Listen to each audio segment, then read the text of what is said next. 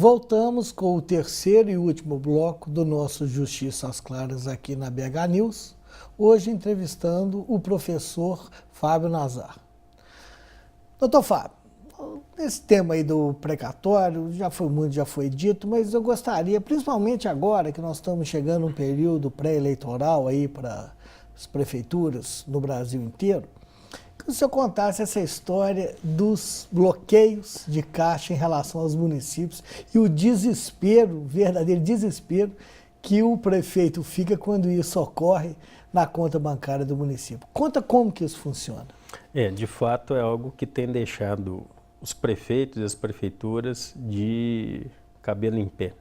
Por quê? Porque depois da emenda 62, com essa série de mecanismos de cobrança mais acentuados, os tribunais têm a possibilidade de bloquear verbas dos municípios para a quitação dos precatórios. Se eles não estiverem descumprindo. Exatamente. Perdão, se eles estiverem descumprindo a ordem. Exatamente. A emenda 62 diz que a forma de pagamento atual deverá ser da seguinte maneira. Pega-se a dívida do ente, vamos imaginar que o município deva 10 milhões de reais, divide-se pelo número de anos que falta para que esse regime seja aplicado, no caso 5 anos, né, foi o máximo, ano que vem 4, depois 3, 2 e 1, e em cada um desses anos o município ou ente federado tem que depositar o valor. Por exemplo, se ele deve 10 milhões, esse ano ele teria que ter depositado 2 milhões de reais. 5 anos, 2 vezes 10. Exatamente. 2 vezes 10. Exatamente. E os tribunais, especialmente o Tribunal de Justiça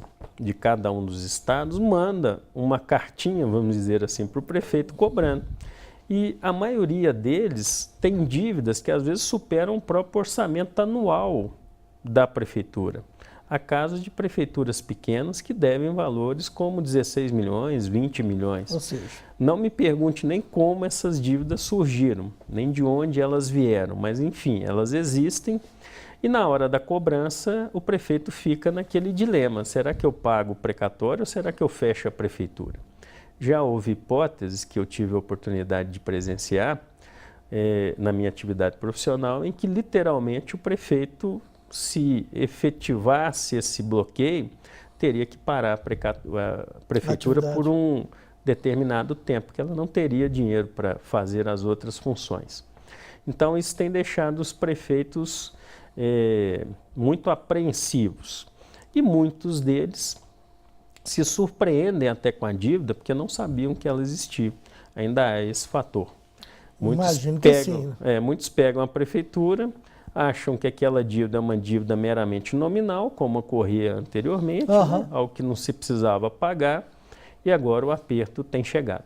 Isso é muito importante colocar, porque nós estamos com uma mudança de legislação eleitoral e provavelmente, até por uma questão da crise de uma forma geral e dessa falta de credibilidade com a seara política que está hoje vigente aí, em voga no Brasil, provavelmente devem surgir muitos nomes eleitos agora, em 2016, que sequer têm noção de como administrar essa questão do precatório. Isso deve ser uma questão, assim, no meu modo de ver, assim, um buraco negro, né? Assim, eu vou chegar, vou começar a fazer obra. Não, tem um bloqueio. Então, exatamente.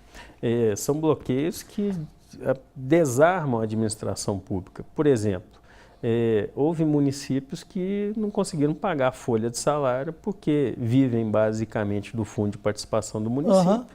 E o tribunal, em razão dessa dívida de precatório, bloqueou. E o bloqueio é muito simples para o tribunal.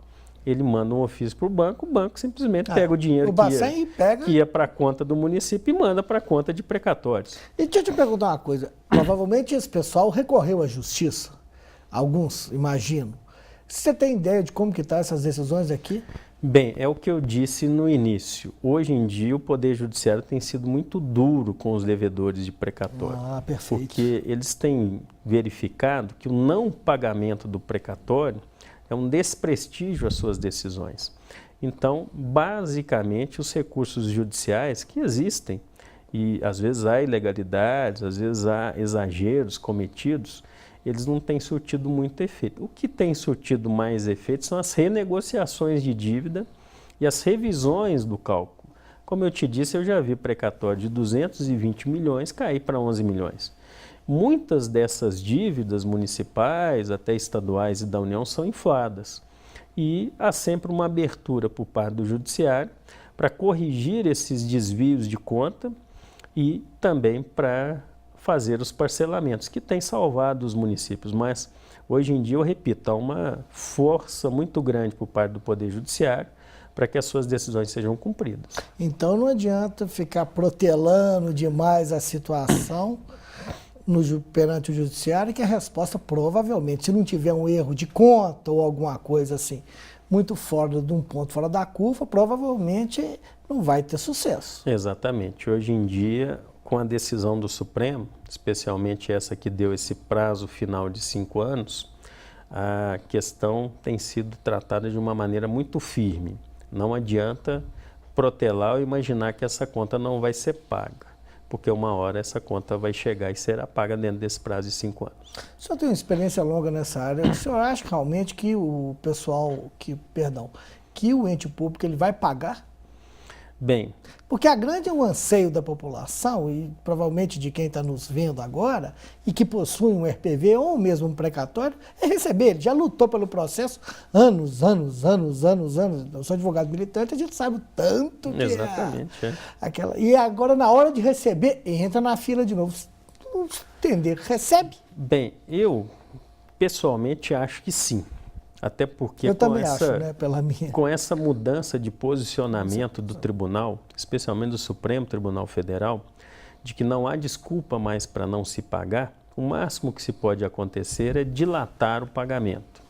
Imagina até que essa futura emenda que eventualmente possa vir, que foi apregoada pelo presidente da Câmara, dê um prazo maior, mas mais do que isso não haverá. O Judiciário tem sido muito firme em buscar o cumprimento das suas decisões como um poder independente e autônomo frente até ao governo, para que ninguém fique descumprindo sentença judicial. E mais, pessoalmente, como cidadão, eu espero que esse pagamento ocorra, porque de fato é algo inimaginável que logo o Estado, que somos nós, que fazemos as normas, que fazemos os códigos, que administramos os processos, não paguemos os nossos credores. Então, eu espero que o Estado cumpra as decisões judiciais e pague. O que eu tenho visto na minha prática é que, de fato, cada vez mais a corda tem ficado curta para o mal pagador. Excelente. Infelizmente, nós estamos chegando ao final do nosso Justiça às Claras. Muito obrigado pela sua participação. Eu é que agradeço, Cristiano. Um abraço a todos os telespectadores desse programa Justiça às Claras e muito obrigado. Semana que vem voltamos com mais um Justiça às Claras aqui na BH News. Muito obrigado.